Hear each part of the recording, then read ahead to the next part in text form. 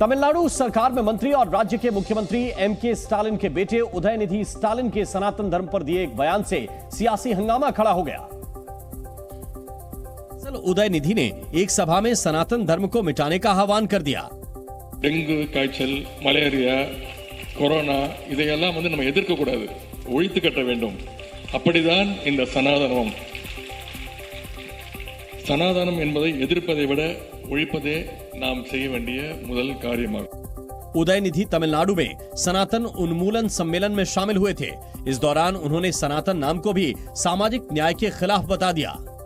சனாதனம் அப்படிங்கிற பெயரே சமஸ்கிருதத்திலிருந்து வந்ததுதான்। சனாதனம் சமத்துவத்திற்கும் சமூக நீதிக்கும் எதிரானது। उदयनिधि तमिलनाडु के युवा कल्याण और खेल विकास मंत्री हैं और कई बार हिंदी विरोधी बयान देकर भी विवादों में घिर चुके हैं। उदयनिधि स्टालिन की पार्टी डीएमके विपक्ष के इंडिया गठबंधन में शामिल है, इसलिए बीजेपी ने इस बयान के सहारे कांग्रेस समेत पूरे विपक्ष को घेरा। बीजेपी ने कांग्रेस सांसद राहुल गांधी पर भी निशाना साधा और सवाल किया कि क्या सनातन धर्म को खत्म करने से भारत जुड़ेगा। क्या सनातन धर्म को नस्तनाबूद और खत्म करने से, उसके मानने वालों को खत्म करने से जुड़ेगा भारत?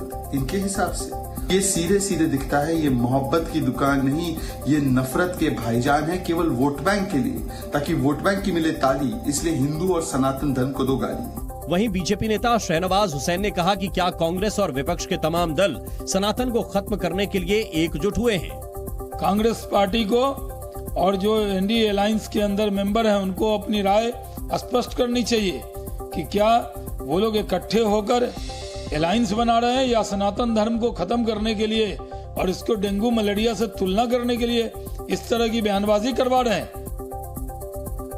राजस्थान के डूंगरपुर पहुंचे केंद्रीय गृह मंत्री अमित शाह ने भी इस मामले पर विपक्षी गठबंधन को घेरा और आरोप लगाया कि वोट बैंक के लिए सनातन धर्म को खत्म है।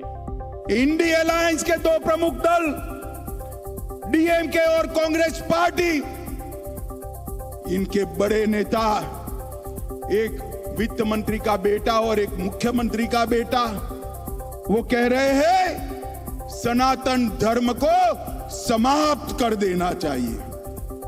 इन लोगों ने वोट बैंक की और तुष्टीकरण की राजनीति करने के लिए सनातन धर्म को समाप्त करने की बात की है। हमारी संस्कृति, हमारे इतिहास और सनातन धर्म का अपमान किया है। उधर बीजेपी प्रवक्ता सुधांशु त्रिवेदी ने कहा कि यह सीधे सीधे हेट स्पीच का मामला है। उन्होंने हेट स्पीच पर सुप्रीम कोर्ट की टिप्पणी को याद दिलाते हुए कहा कि इस मामले में अदालत को स्वतः संज्ञान लेकर कार्रवाई करनी चाहिए।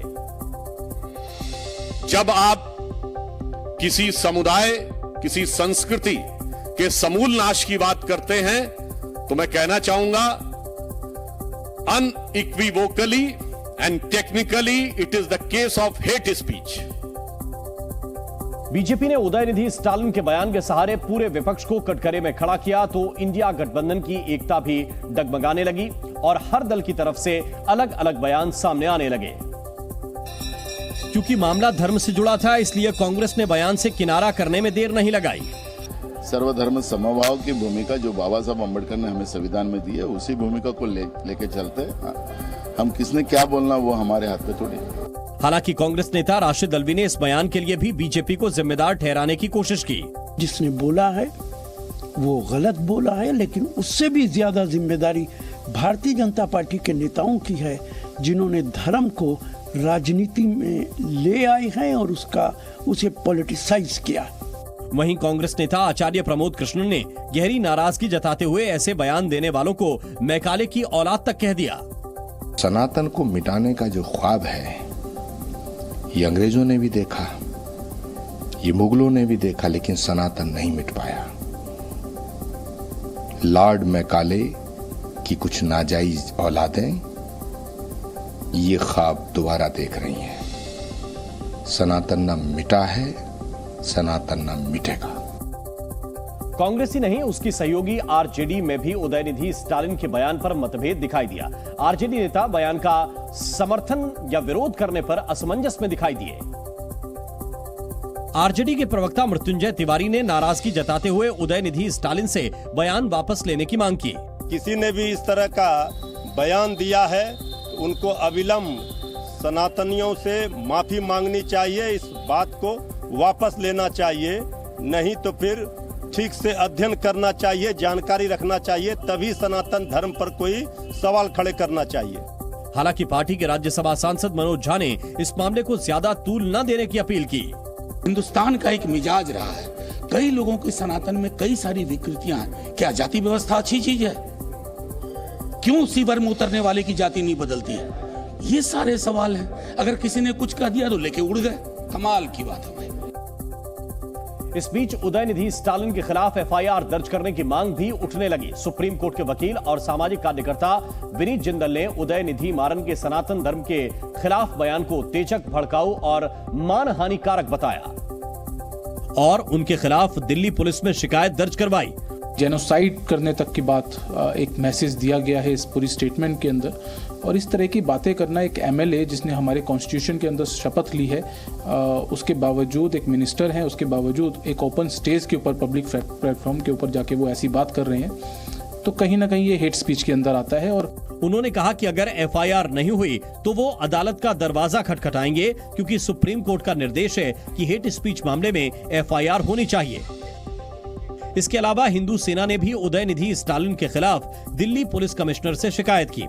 हिंदू सेना ने जो शिकायत दी है, हम दिल्ली पुलिस से ये मांग करते हैं कि स्टालिन के खिलाफ आपराधिक मुकदमा दर्ज करके तत्काल एफआईआर दर्ज की जाए और उन्हें अरेस्ट किया जाए। उन्होंने कांग्रेस समेत समूचे विपक्ष से 125 करोड़ हिंदुओं से माफी मांगने की भी मांग की।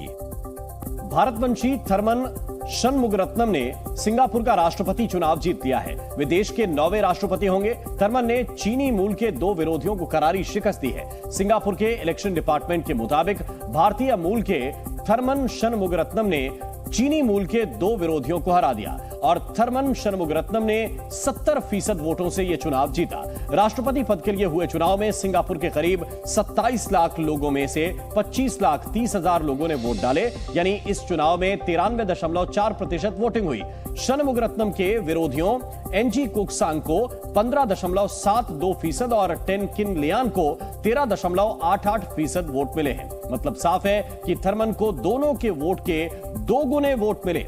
शनमुगरत्नम ने सिंगापुर की सत्ताधारी पार्टी पीपल्स एक्शन पार्टी की तरफ से चुनाव लड़ा था।